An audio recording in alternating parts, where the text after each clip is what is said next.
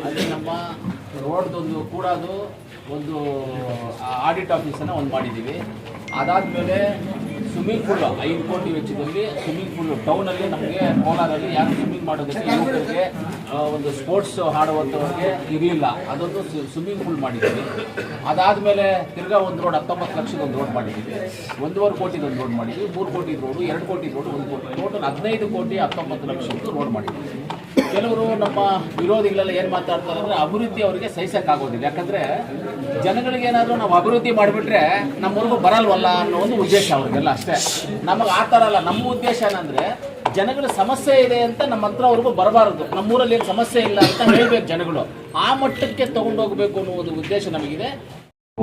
ಇಲ್ಲ ನಮ್ಮ ಅಧಿಕಾರಿ ವರ್ಗದಲ್ಲಿ ಅವ್ರ ಗಮನಕ್ಕೆ ತಂದ್ರೆ ಅವ್ರು ನಮ್ಮ ಗಮನಕ್ಕೆ ತರ್ತಾರೆ, ಯಾವುದೋ ಒಂದರಲ್ಲಿ ಹಾಕಿ ಮಾಡುವಂಥದ್ದನ್ನ ಮಾಡ್ತೀವಿ ನಾವು. ಇನ್ನ ಏನಾಗಿದೆ ಅಂದ್ರೆ ನಮ್ಮ ಭಾರತ ದೇಶದಲ್ಲಿ ಏನಾಗಿದೆ ಅಂತ ಎಸ್ಪೆಷಲ್ ಆಗಿ ಕೋಲಾರ ಏನಂದ್ರೆ ಬೆಂಗಳೂರಿಗೆ ಹತ್ತಿರವಾಗಿರುವಂಥದ್ದು. ಕೋಲಾರ 60 ಕಿಲೋಮೀಟರ್ ಕೋಲಾರ ಇರೋದು.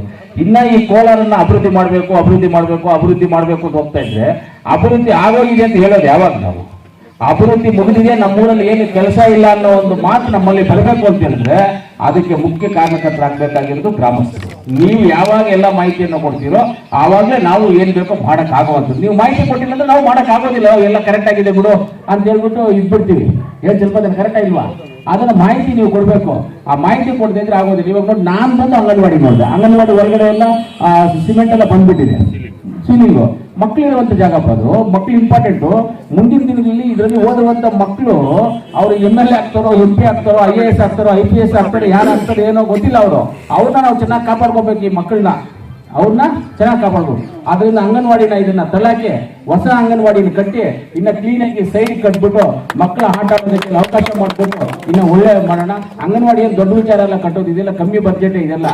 ಇವಾಗ ತಿರ್ಗಾ ನಮಗೊಂದು 50 ಕೋಟಿ ಸ್ಪೆಷಲ್ ಬಂದಿದೆ. ಅದರಲ್ಲಿ ಸ್ವಲ್ಪ ಇವಾಗ ಆಗಿರೋದು ಆಗೋಯ್ತು. ಇನ್ನೊಂದು 50 ಕೋಟಿ ಬಂದಿದೆ. ಟೌನ್ಗೆ ಒಂದು 40 ಕೋಟಿ ಬಂದಿದೆ. ಇವಾಗ ಅದನ್ನ ಹೇಳ್ತಾರೆ 20 ಕೋಟಿ ಆರ್ಡರ್ ಬಂದಿದೆಯಲ್ಲ ಅದು ಟೌನ್ದು. ಆ 20 ಕೋಟಿ ಇನ್ನು ನೆಕ್ಸ್ಟ್ ಮಾಡಬೇಕು. ಇನ್ನೊಂದು 20 ಕೋಟಿ ಇದೆ. ರೂರಲ್ ಏರಿಯಾಗೆ ನಮ್ಗೆ 50 ಕೋಟಿ ಬಂದಿದೆ. ಆಮೇಲೆ 30 ಕೋಟಿ ಒಂದು ನಮ್ಮ ಇದರಲ್ಲಿ ಮೇಜರ್ ನೀರಾವರಿ ಇಲಾಖೆಯಿಂದ ಒಂದು 30 ಕೋಟಿ ಬಂದಿದೆ. ಎತ್ತಿನಹೊಳೆಗೆ ಅದೊಂದು 30 ಕೋಟಿ ಬಂದಿದೆ. 12.5 ಕೋಟಿ ರೋಡ್ಸ್ ತಗೋಬಹುದು. ಅದರಲ್ಲಿ ಬೇಕಾದ್ರೂ ಇದೆಲ್ಲ ಮಾಡ್ಕೋಬಹುದು. ಅಂಗನವಾಡಿಗೆ ಯಾವ್ದ್ರಲ್ಲಿ ರಿಸ್ಟ್ರಿಕ್ಷನ್ ಏನಿಲ್ಲ. ಅಂಗನವಾಡಿಸ್ಗೂ ಸ್ಕೂಲ್ ಬಿಲ್ಡಿಂಗ್ಸ್ಗೆ ರಿಸ್ಟ್ರಿಕ್ಷನ್ ಏನು ಇರೋದಿಲ್ಲ.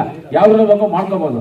ಈ ಅಂಗನವಾಡಿನ ಒಳ್ಳೆ ಅಂಗನವಾಡಿ ಮಾಡೋಣ ಅಂತ ಹೇಳ್ತಾ ಯಾವುದು 17 ಲಕ್ಷ ಈಸಿ ಕಟ್ಟೋದು. ಇಮಿಡಿಯೇಟ್ ಇನ್ನ ಚೆನ್ನಾಗಿ ಮಾಡೋಣ, ಕೆಳಗಡೆ ನೀಟಾಗಿ ಮಾಡೋಣ, ಮಕ್ಕಳಿಗೆ ಒಳ್ಳೆ ಆಟ ಆಡೋದಕ್ಕೆ ಎಲ್ಲ ನೀಟಾಗಿ ಮಾಡ್ಕೊಳ್ಳೋಣ ಅಂತ ಹೇಳ್ತಾ ನಾನು ಮಾತನ್ನು ಮುಗಿಸ್ತೀನಿ.